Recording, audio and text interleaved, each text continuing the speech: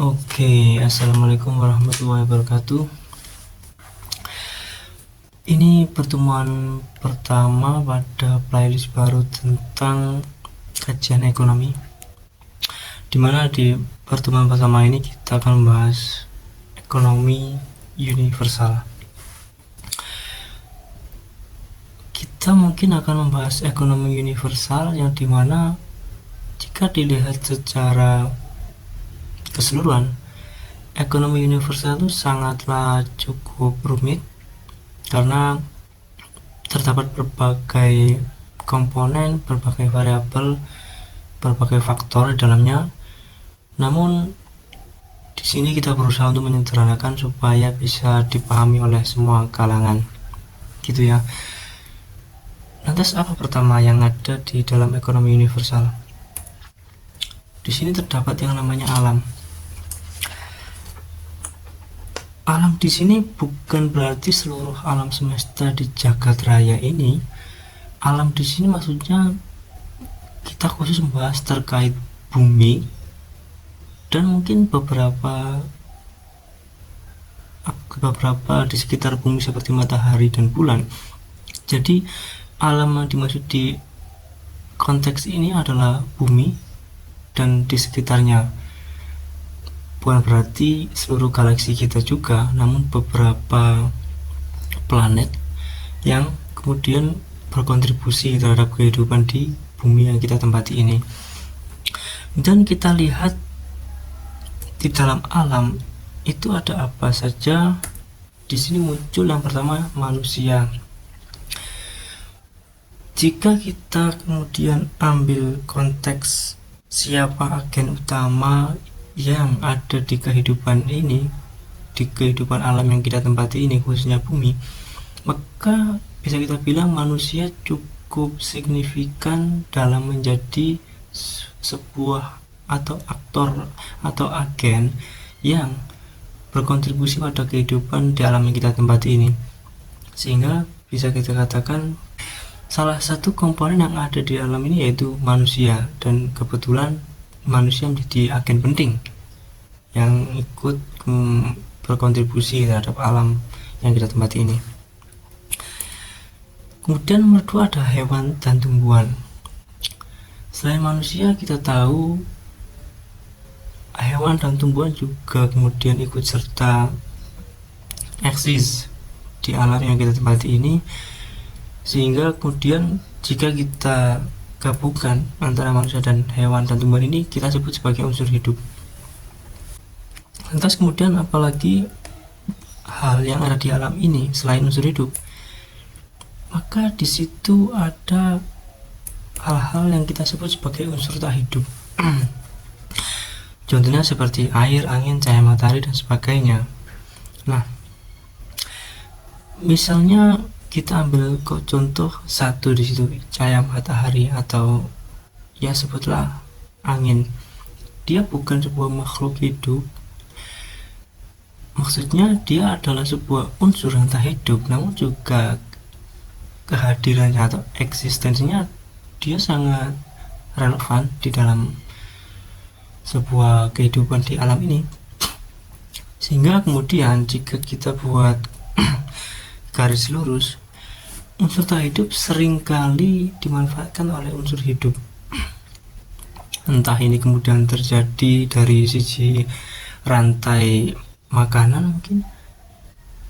Jika kita ambil konteks tumbuhan dan hewan, khususnya tumbuhan, tumbuhan sangat memanfaatkan cahaya matahari dalam kemudian untuk bertahan hidupnya di alam ini. Atau kita kemudian ambil konteks air, hewan sangat memanfaatkan sekali apa yang namanya air, dimana dengan air hewan bisa kemudian bertahan hidup di alam ini. Namun jika kita detailkan lagi, di situ ada panah bahwa ternyata hewan dan tumbuhan sangat dimanfaatkan oleh yang namanya manusia, ya seperti kita ada disebut di awal bahwa manusia ini memang bisa kita katakan aktor utama atau agen yang sangat memanfaatkan apa saja yang ada di alam ini.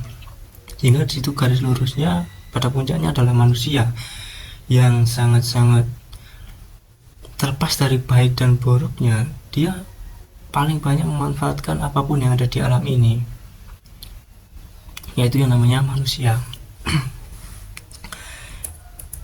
Nah, kemudian jika kita lihat titik tengah dari unsur hidup dan unsur tak hidup, mereka semua menjadi satu kesatuan yang kemudian disebut dengan kehidupan.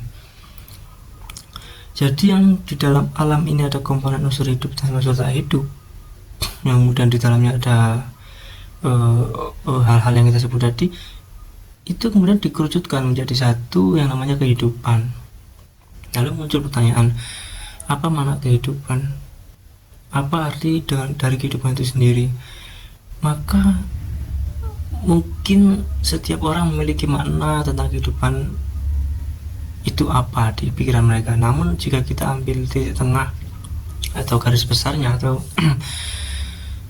pengertian secara mendekati dengan konteks yang kita kaji kali ini, di situ muncul kehidupan itu pertama yaitu mengurangi ketidakberaturan. Apa maksudnya? Ini mungkin cukup sulit untuk menjelaskan secara pengertian asli, namun kita perlu analogi, meskipun analogi itu sendiri tidak kemudian merepresentasikan asli dari maknanya, namun kita bisa katakan analogi bisa merepresentasikan apa yang mendekati makna aslinya. Jadi jika kita analogikan alam ini adalah ruangan kamar kita, maka makna ketidakberaturan adalah kamar kita seringkali random atau acak, dimana misalnya setiap detik atau setiap menit atau setiap jam kamar kita selalu mengalami perubahan, seperti hanya munculnya kotoran, debu, kemudian berantakan seperti barang-barang berserakan. Itu yang kemudian kita namakan ketidakberaturan. Karena alam mengalami ketidakteraturan dengan sifatnya yang random atau acak tadi, maka di situ kehidupan muncul untuk mengurangi ketidakberaturan itu sendiri. Nah, kalau kita contohkan sebelumnya seperti ruang kamar, alam ini seperti ruang kamar kita, maka untuk menurunkan ketidakberaturan tadi, kita bisa menurunkan dengan cara kita membersihkan kotoran di kamar kita. Kita misalnya menyapu lantai, membersihkan dinding, kemudian menata barang-barang yang berserakan sehingga kemudian menjadi rapi. Itu kita mengurangi ketidakberaturan. Nah, apa tujuannya? Di situ kelihatan, yaitu menambah kenyamanan. Jadi kehidupan itu yang kita artikan mengurangi ketidakberaturan dari alam, kemudian hasilnya adalah menambah kenyamanan untuk setiap komponen yang menempati kehidupan itu sendiri. Maka di situ muncul garis besar, yaitu ekonomi masuk di situ.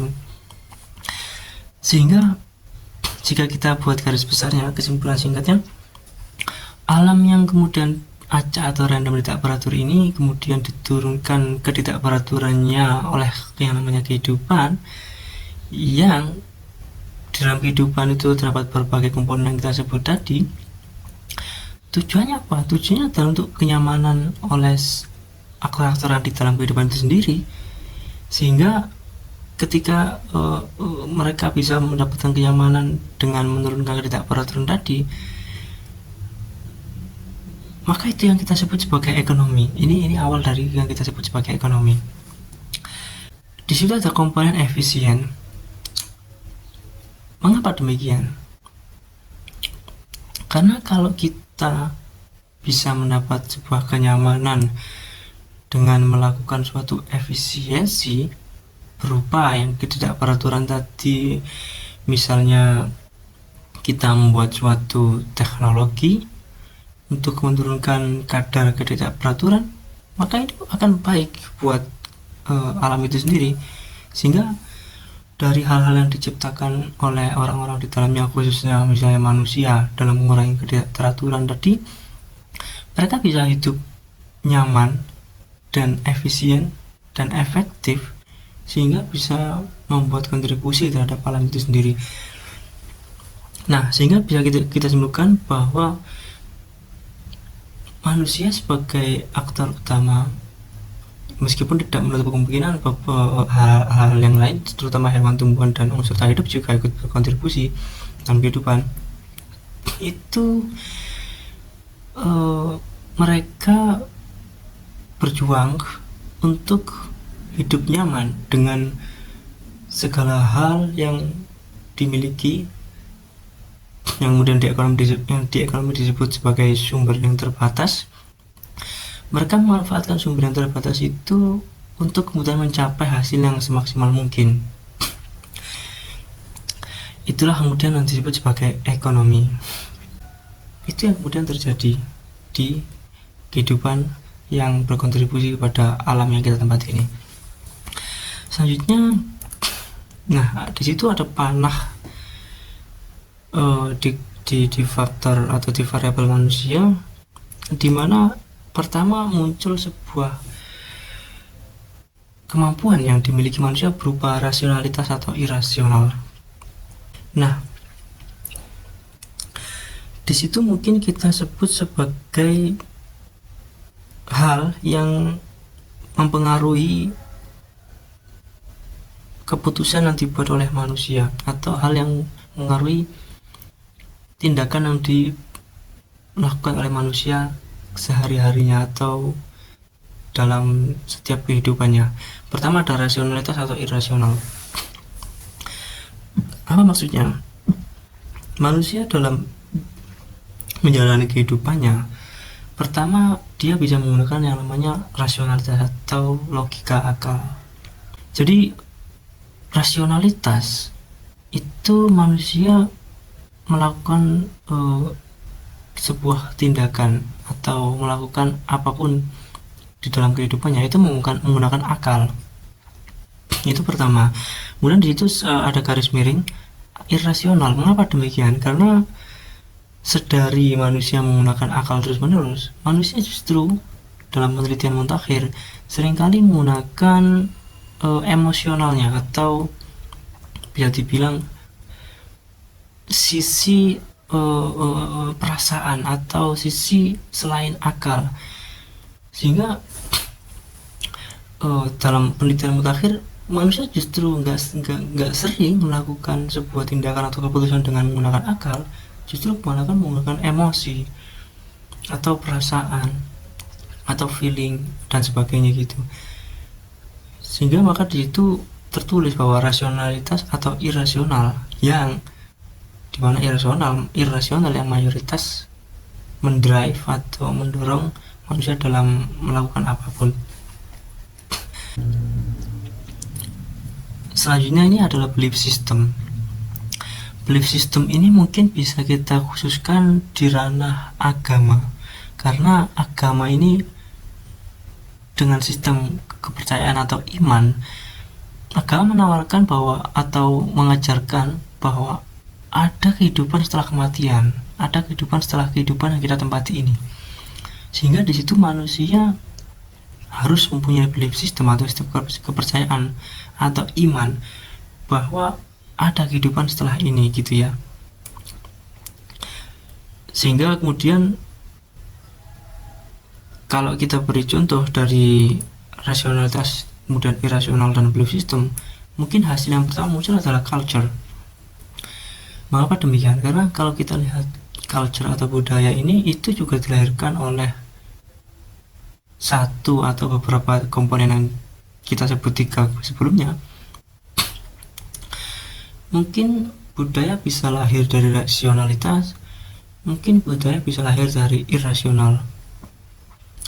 Namun jika kita ambil konteks, misalnya salah satu contoh, kalau di budaya itu dulu ada sistem hierarki sosial, yang dimana leader atau pemimpin dari budaya itu bisa membuat keputusan yang kemudian nantinya diikuti oleh pengikutnya. Jadi kalau kita misalnya melihat budaya dulu gitu ya, misalnya suatu sesepuh atau orang yang lebih tua di wilayah tersebut membuat keputusan bahwa tidak boleh makan makanan A gitu ya, maka secara sisi emosional pengikutnya itu mereka pasti mentaati atau mengikuti apa yang dikatakan oleh petingginya gitu ya, meskipun mereka nggak tahu juga apa sebab akibat dari keputusan tersebut dibuat, atau mereka tidak tahu mengapa nggak boleh makan makanan A itu, apakah di dalamnya mengandung bahan-bahan yang buruk, atau ada faktor-faktor politik di belakangnya, mereka nggak tahu. Tapi mereka dengan sistem irasional atau sistem emosi yang kita sebut tadi, mereka mentaati atau melakukan atau mengikuti perintah yang kemudian dibuat oleh seniornya gitu ya, atau nenek moyangnya. Jadi muncul yang namanya budaya, yaitu suatu mungkin kesepakatan yang dibuat oleh beberapa individu yang kemudian disebut komunal dan kemudian dijalankan di kehidupan sehari-hari gitu ya. Itu pertama. Yang kedua dari religion atau agama, yang sebelumnya tadi kita sebut bahwa sistem kepercayaan ini kemudian melahirkan yang namanya agama, dimana bisa kita lihat dari dulu hingga sekarang ribuan tahun mungkin bisa dibilang agama tetap eksis di dalam kehidupan atau di alam yang kita tempati ini. Itu nomor dua. Nomor tiga ada kingdom atau kerajaan. Manusia dengan apa yang kemampuan yang dimilikinya tadi melahirkan sebuah kerajaan di masa lalu misalnya, dimana dia yang awalnya hanya ada di otaknya sendiri memikirkan bahwa harusnya dibuat struktur sedemikian rupa, kemudian diimplementasikan di yang kemudian disebut sebagai sistem kerajaan. Jadi kalau kita misalnya lihat sistem kerajaan itu sendiri, itu kan awalnya juga dari pikiran manusia. Kalau kita lihat secara sederhana ya, dari pikiran manusia yang kemudian diimplementasikan, yang dimana dalamnya kemudian ada struktur-struktur hierarki, ada raja, ada bawahan, ada rakyat, dan lain sebagainya. Dan di dalam situ juga mungkin juga ada sebuah sistem keputusan yang kemudian dijalankan oleh rakyat, terlepas dari rakyatnya itu sendiri mengerti reason atau alasan dan sebab akibat di belakangnya terlepas, tapi mereka tetap harus mengikuti perintah raja gitu ya. Jadi itu tetap nyambung dengan apa yang kita sebut sebelumnya. Manusia didorong dengan yang namanya rasionalitas atau irasional, yang kebetulan irasional yang justru mendominasi kehidupan keseharian manusia. Jadi manusia terlepas dari menganalisis sebuah kejadian dengan akal, dia juga kemudian menjalankan sebuah kehidupan itu terdorong dengan yang namanya irasional atau emosi, sehingga seperti kita contohkan tadi, rakyat yang kemudian membayar pajak ke raja di era dahulu, terlepas dari dia mengerti buat apa uang tersebut, itu mereka tetap menjalankannya, alias mereka menggunakan sisi irasional di dalam kehidupan sehari-harinya. Dan yang mana terlepas dari bagus dan tidak bagus, itulah yang terjadi gitu ya. Itu nomor 3, kingdom. Nomor 4 ada country. Ini menarik karena ketika kita lihat sistem kerajaan di era modern mulai runtuh gitu ya, karena mendapat perlawanan dari manusia yang kemudian mungkin bisa dibilang menggunakan rasionalitas, ternyata sistem kerajaan ini kurang relevan di era modern bagi manusia, sehingga kemudian manusia membuat sistem baru yang namanya negara, yang kebetulan di sistem negara kebanyakan adalah menggunakan sistem demokrasi gitu ya, sistem kesepakatan oleh mayoritas atau sistem kebebasan untuk berkehidupan. Nah, sistem demokrasi ini kebetulan sangat-sangat populer di era modern ini, dan pada waktu yang sama juga menurunkan eksistensi dari sistem kerajaan itu sendiri. Nah, di dalam sistem negara ini juga apa yang kemudian kemampuan manusia yang sebelumnya kita sebut sebelumnya itu juga tetap berjalan gitu ya. Manusia tetap menggunakan rasionalitas, dan kemudian manusia juga tetap mayoritas kehidupannya menggunakan irasional dalam menjalankannya, dan belief system atau sistem kepercayaan juga masih ada di dalam sistem negara atau country ini, karena kemudian di situ ada keterangan individual dan komunal. Jadi kalau kita kemudian sebut ke budaya, agama, itu setiap individu mempunyai proyeknya tersendiri. Misalnya setiap individu mempunyai budaya yang berbeda dengan individu yang lain. Setiap individu memiliki keyakinan atau sistem kepercayaan yang berbeda dengan individu lainnya. Dan juga dalam sistem komunal atau sistem, misalnya kita sebut tadi kerajaan atau negara, itu terlepas dari negara itu menerapkan sistem yang berbasis demokrasi misalnya, individunya terlepas dari dia setuju nggak setuju, kalau komunalnya atau masyarakatnya sepakat untuk menerapkan demokrasi, ya maka negara itu juga harus menerapkan demokrasi atau pasti menerapkan demokrasi, terlepas dari individunya setuju atau tidak, atau beberapa individunya setuju atau tidak. Jadi lagi-lagi kita katakan komunal atau kita kontekskan sebagai mayoritas individu yang kemudian sepakat dalam misalnya menerapkan budaya di suatu wilayah atau negara, kemudian menetapkan suatu agama misalnya seperti negara-negara Islam gitu ya, atau country seperti sistem demokrasi tadi, itu secara kesepakatan bersama mereka kemudian menerapkan sistem-sistem tersebut, terlepas di dalamnya ada beberapa individu yang nggak setuju, itu tetap dijalankan gitu ya. Nah itulah kemudian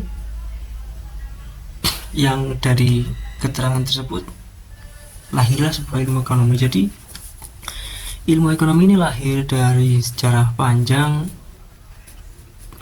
kemampuan manusia dalam memanfaatkan resource yang terbatasnya, kemudian memunculkan sebuah gagasan-gagasan baru seperti adanya hal-hal yang kita sebut sebelumnya, dimana misalnya budaya itu bisa lahir dari gagasan manusia itu sendiri. Mungkin religion ini agak berbeda, karena bisa kita katakan religion sangat spesifik hadir dari anugerah langsung gitu ya, dari sama pencipta.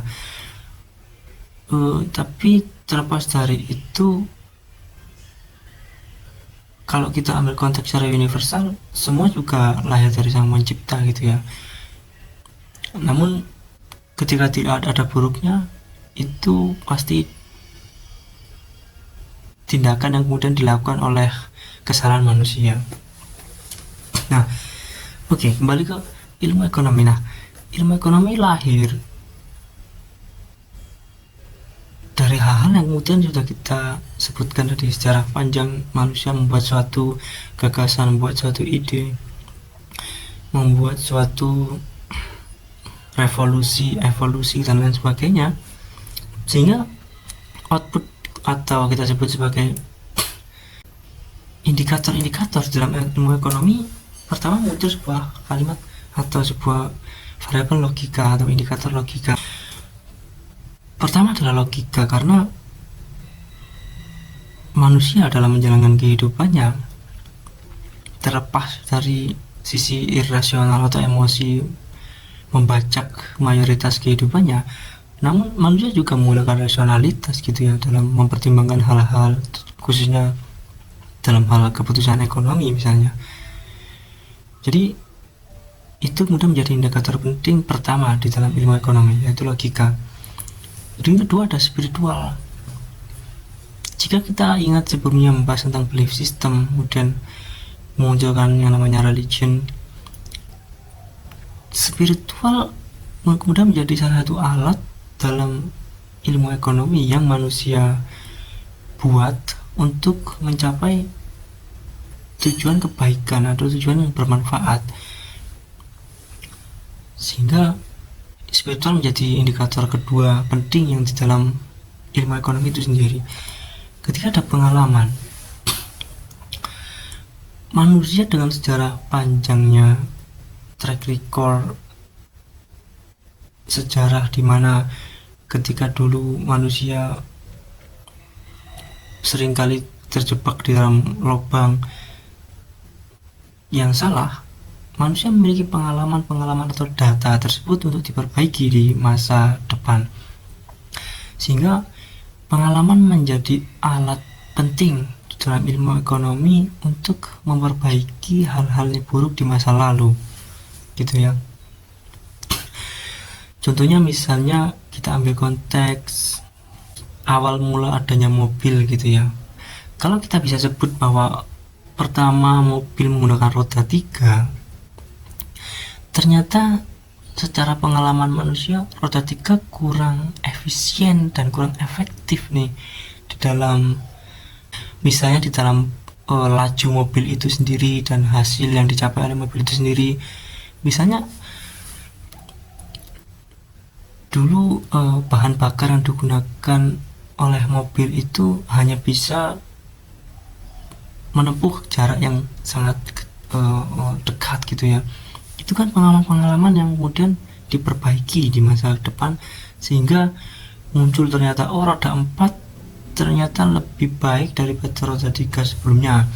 Kemudian bahan bakar A yang kemudian di upgrade bisa bermanfaat dan lebih powerful untuk laju mobil dalam menempuh jarak yang sangat jauh, misalnya begitu. Itu pengalaman ya, dimana pengalaman juga kita sebut menjadi alat ketiga yang penting dalam ilmu ekonomi, yang kemudian 3 ini kita sebut sebagai metode gitu ya.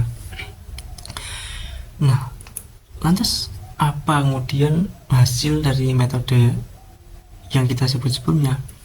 Pertama, ada kestabilan.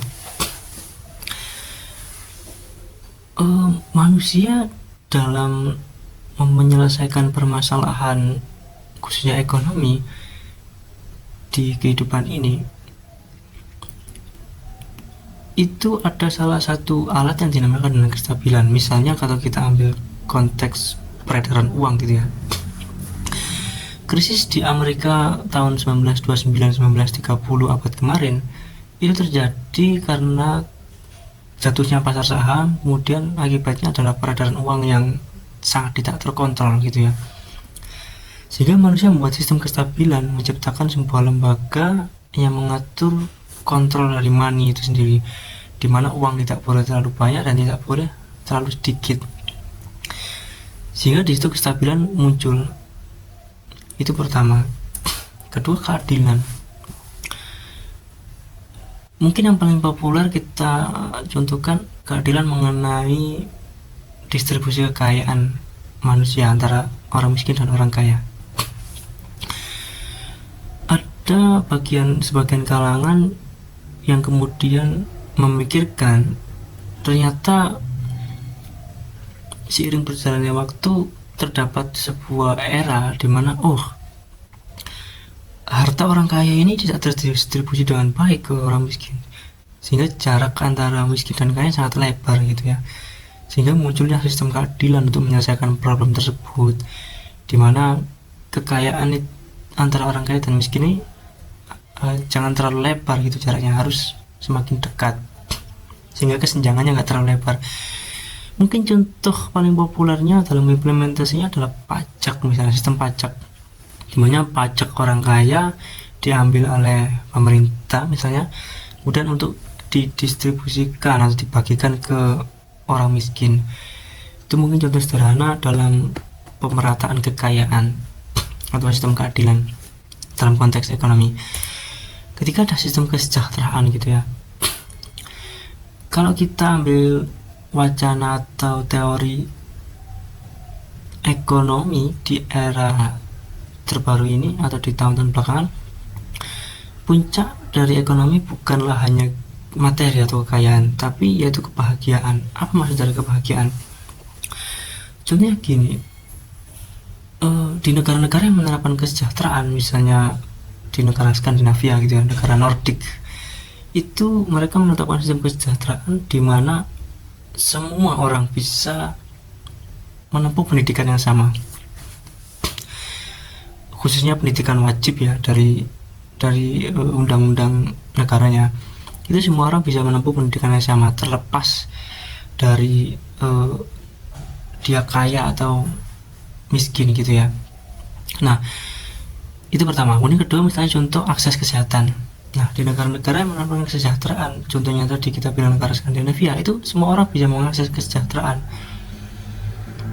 Bahkan mungkin bisa kita bilang biayanya sedikit sampai bisa gratis gitu ya.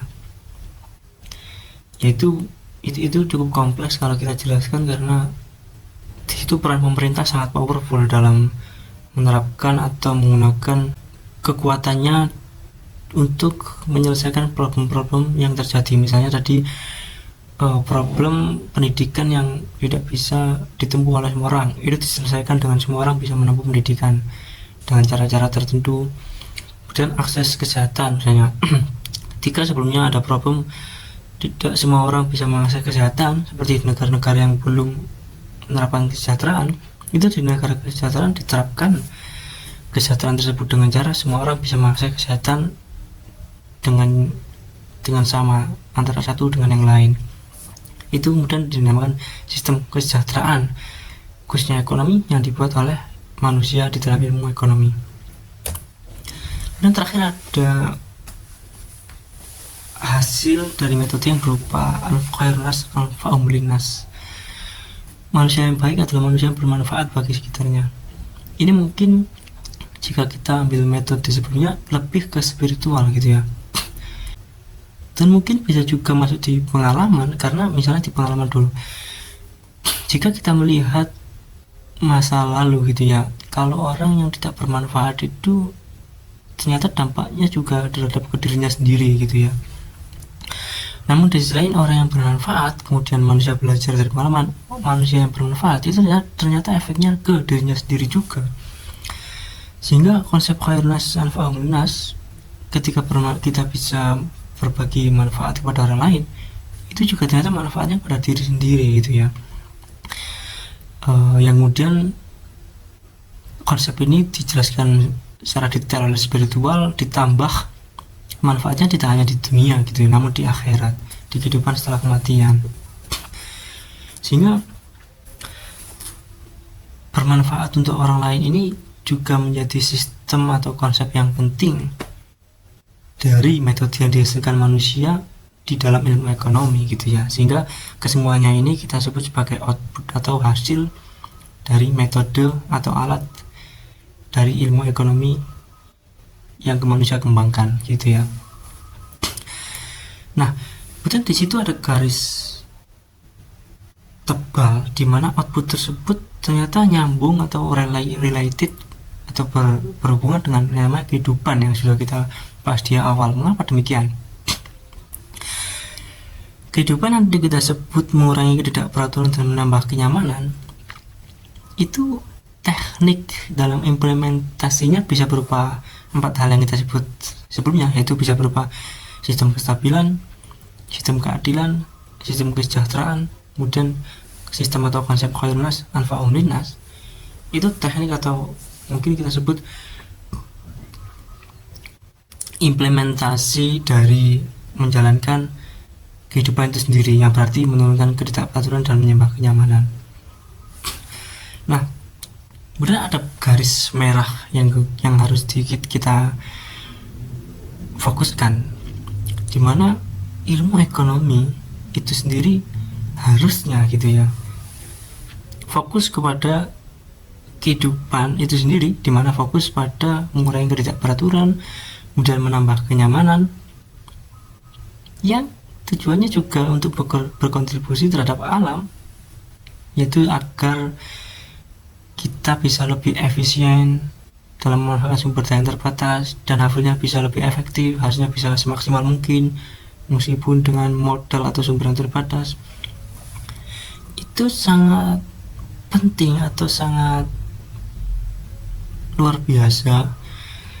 Kalau ilmu ekonomi kemudian fokus di ranah itu, ya memang kita lihat saat ini ilmu ekonomi pasti juga fokus di ranah itu juga, terlepas dari kekurangannya gitu ya.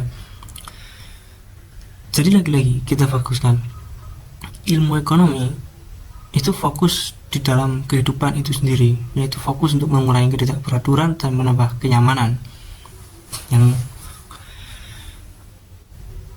tujuannya tidak lain yaitu untuk berkontribusi terhadap alam dengan memanfaatkan sumber daya yang terbatas untuk hasil yang semaksimal mungkin. Mungkin lebih mudahnya kita bisa lihat apa kemudian yang muncul atau problem yang muncul dari garis merah ini, dari hal-hal yang ada di kehidupan ini gitu ya, khususnya di alam yang kita tempati ini. Di situ ada fokus problem. Apa sih fokus problem pertama? Pertama ada gap harta, atau mungkin kita sebut ketimpangan antara orang kaya dan orang miskin.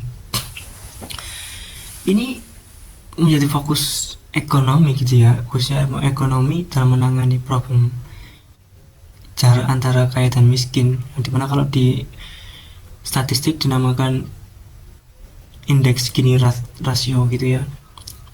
Jadi kalau semakin lebar jarak antara kaya miskinnya, itu semakin buruk suatu wilayah tersebut. Maka ilmu ekonomi harusnya hadir di situ untuk menyelesaikan masalah ketimpangan kekayaan, entah dari cara apapun yang sudah dimiliki di ilmu ekonomi itu sendiri.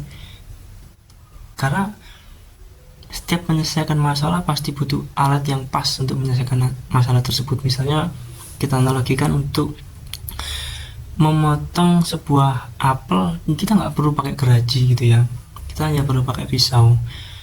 Kalau contoh lain misalnya kita memotong pohon, kita juga nggak bisa menggunakan pisau, kita harus menggunakan gergaji, khususnya gergaji mesin gitu, untuk hasilnya lebih maksimal. Juga berarti dengan suatu ilmu itu sendiri, ilmu memiliki banyak komponen di dalamnya, sudah kita sebut, memiliki banyak alat, yang kemudian alat tersebut harus disesuaikan dengan menyelesaikan problem yang muncul. Harus disesuaikan alat ini bisa cocok untuk menyelesaikan problem apa, alat ini bisa cocok menyelesaikan problem apa. Sehingga misalnya kita ambil problem gap harta ini, alat apa yang kemudian bisa menyelesaikan permasalahan tersebut gitu ya. Itu pertama. Kemudian fokus problem kedua adalah penyakit. Mungkin orang bertanya, apa hubungannya penyakit dengan ekonomi gitu ya? Sangat berhubungan, karena semua yang ada di dunia kesehatan gitu itu berhubungan dengan ekonomi, berhubungan dengan hal-hal yang berbau modal, berbau produktivitas, berbau manajemen dan lain sebagainya, yang dimana itu berhubungan dengan ekonomi, suatu dunia kesehatan itu. Dan kalau kita ambil konteks misalnya analogi mudahnya coronavirus, yaitu COVID-19, itu merupakan suatu pencapaian umat manusia dalam menyelesaikan sebuah penyakit, meskipun belum maksimal gitu ya. Mengapa demikian? Karena kalau kita lihat abad kemarin gitu ya, ada flu Spanyol tahun sekitar saya lupa tepatnya, mungkin sebelum 1920 kalau nggak salah, ada flu Spanyol yang kemudian kebetulan di era itu dunia kesehatan belum semaju sekarang, sehingga obat-obatan canggih belum ditemukan dan banyak orang mati, banyak orang meninggal ketika flu Spanyol datang. Namun hal ini tidak terjadi di COVID-19 gitu ya, di flu abad ini gitu ya. Karena dengan kemajuan dunia kesehatan, dengan kecanggihan obat, orang yang meninggal menjadi semakin sedikit dibandingkan data flu Spanyol di tahun atau di abad yang lalu. Yang kemudian beberapa orang menyebut seperti yang saya sebut tadi, ini termasuk pencapaian terbesar manusia dalam menyelesaikan sebuah problem penyakit. yang ada di kehidupan ini, meskipun belum maksimal mungkin atau belum bisa 0% dalam mengatasi orang agar tidak bisa meninggal gitu ya. Itu sangat sulit sekali. Namun jika kita lihat datanya, ada kebaikan, ada peningkatan dari sisi dunia kesehatan. Dan dimana kita katakan tadi, di balik dunia kesehatan juga ada ekonomi terkait dengan produktivitas, teknologi, mesin, modal, dan lain sebagainya. Itu nomor 2, fokus problem nomor 2. Fokus problem nomor 3 adalah peperangan. Ini juga nyambung dengan ekonomi, karena kalau kita analogikan sederhana di era kerajaan gitu ya, kalau misalnya di daerah A punya sumber daya makanan, di daerah B, atau gini, kerajaan A punya sumber daya makanan banyak dan kerajaan B nggak punya sumber daya makanan, maka supaya survive dalam kehidupan, kerajaan B harus menyerang negara A untuk agar bisa makan gitu ya dari sumber-sumber makanan yang ada di wilayah atau kerajaan A. Namun muncul pertanyaan, apakah hal itu di era modern tetap sedemikian sama? Maksudnya tetap harus ada peperangan seperti era dulu? Maka jawabannya enggak juga, karena di era ini harusnya lagi-lagi manusia dengan ilmu yang dimilikinya bisa menyelesaikan problem peperangan, maksudnya dengan jalur damai. Bagaimana misalnya, contohnya mungkin kita sebut perdagangan antar negara itu menjadi salah satu pencapaian manusia dalam mengurangi peperangan gitu ya. Karena tanpa perdagangan mungkin peperangan bisa sangat terjadi dan sering terjadi seperti era-era sebelumnya gitu ya. Namun dengan perdagangan ini menjadi salah satu pencapaian manusia dalam menurunkan tingkat peperangan, meskipun tidak bisa peperangan itu kemudian menjadi 0 gitu ya, atau 0 atau tidak ada sama sekali. Karena kita lihat tahun-tahun belakangan juga peperangan tetap terjadi gitu ya. Maka lagi-lagi kita sebut manusia dengan ilmu yang dimilikinya harusnya bisa meminimalisir problem tersebut, entah dengan segala alat atau tool yang dimilikinya tadi yang sudah kita bahas. Menyesuaikan problem peperangan ini harus menggunakan alat apa gitu ya. Karena peperangan ini juga untuk menyelesaikan juga nggak mudah, karena banyak aktor berkepentingan, banyak konflik yang tidak mudah untuk menyelesaikannya, melibatkan banyak komponen, banyak faktor yang ya ini sangat rumit, sehingga lagi-lagi dengan sumber daya yang terbatas dimiliki manusia, bagaimana kemudian caranya menyelesaikan problem tersebut? Itu yang kemudian harus kita fokuskan. Dan terakhir ada climate change, isu terbaru yang kemudian menjadi fokus manusia kali ini. Global warming atau pemanasan global itu menjadi fokus utama yang kemudian memunculkan kalimat climate change atau perubahan cuaca. Kita tahu bahwa global warming mungkin salah satunya disebabkan oleh bahan bakar atau sumber daya yang tidak bersih dari lingkungan gitu ya. Contohnya seperti minyak dan gas gitu. Itu kemudian ternyata berkontribusi terhadap pemanasan global, sehingga manusia membuat solusi ini perlu penggantian strategi nih. Akhirnya muncul energi terbarukan seperti energi listrik. Itu sangat solutif banget, karena kalau kita lihat problem dari global warming itu sendiri, climate change yang kemudian dirumuskan oleh manusia, yang salah satu contohnya misalnya bergeser energi dari energi yang berdampak buruk terhadap lingkungan menjadi energi yang berdampak baik terhadap lingkungan, itu menjadi salah satu solutif yang sangat signifikan. Namun apakah itu menyelesaikan permasalahan pemanasan global? Mungkin berkontribusi sedikit, namun tidak secara keseluruhan menyelesaikan masalah. Sehingga lagi-lagi manusia dengan kemampuan yang dimiliki, ilmunya banyak tool untuk menyelesaikan masalah, itu harus menjadikan problem yang ada menjadi terminimalisir atau menjadi berkurang. Sehingga bagaimana caranya kemudian perubahan cuaca ini bisa mengurangi dampak pemanasan global, dampak lingkungan yang gak sehat. Bagaimana caranya? Nah, itu kemudian harus menjadi fokus manusia dalam berkontribusi di kehidupan alam ini. Yang lagi-lagi dalam menyelesaikan problem tersebut juga termasuk bagian dari menurunkan ketidakberaturan, dan akhirnya outputnya adalah menambah kenyamanan outputnya adalah menambah kenyamanan bagi manusia dan makhluk-makhluk lain di alam ini itu sendiri. Jadi kalau kita diingat khairun nas anfa'uhum linnas gitu ya, ketika manusia bisa menurunkan ketidakberaturan di alam ini dan kemudian hasilnya adalah menambah kenyamanan, yaitu karena dia berbuat baik dan manfaatnya bagi diri dia sendiri gitu ya.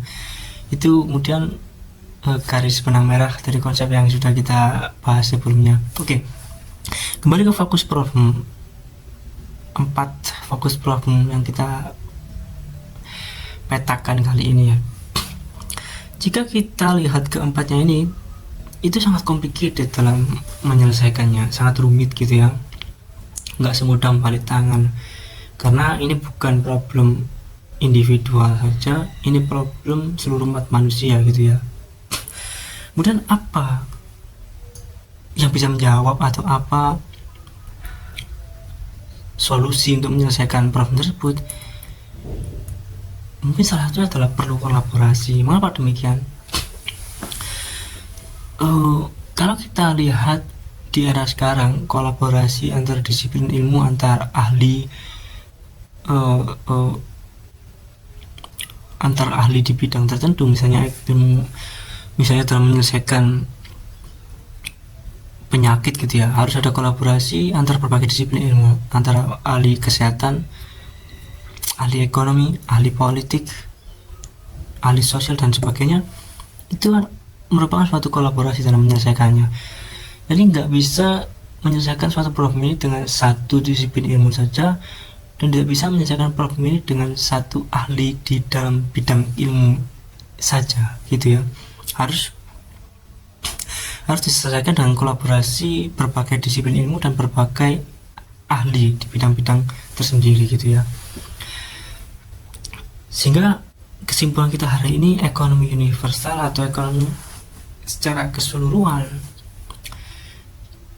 itu harus bekerja sama dengan disiplin ilmu lain, dengan para ahli-ahli lain, untuk lagi-lagi untuk kehidupan itu sendiri, untuk mengurangi ketidakberaturan, menambah kenyamanan dalam cara menyelesaikan problem-problem yang ada, khususnya 4 problem yang kita bahas kali ini gitu ya. Mungkin itu saja kesimpulan dari kita. Kolaborasi merupakan suatu alat atau salah satu alat terpenting di dalam era ini, dan ekonomi universal harus menerapkan kolaborasi. Maksudnya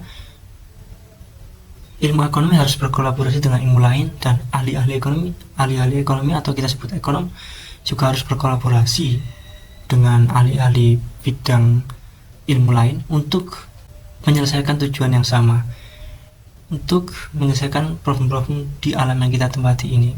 Karena mau nggak mau, kalau misalnya tujuan kita sama, mengapa nggak kolaborasi gitu ya? Kenapa kalau misalnya tujuannya sama, kita menyelesaikan persoalannya dengan diri sendiri, itu kan nggak efisien dan pasti hasilnya nggak efektif. Karena dengan berjalan sendiri-sendiri itu membutuhkan waktu, dana, tenaga yang sangat banyak dibanding kita kolaborasi gitu ya. Itu mungkin yang bisa kita bahas pada pertemuan kita pertama ini, ekonomi universal, dari ilmu ekonomi untuk alam ini. Sekian dari saya, terima kasih. Wassalamualaikum warahmatullahi wabarakatuh.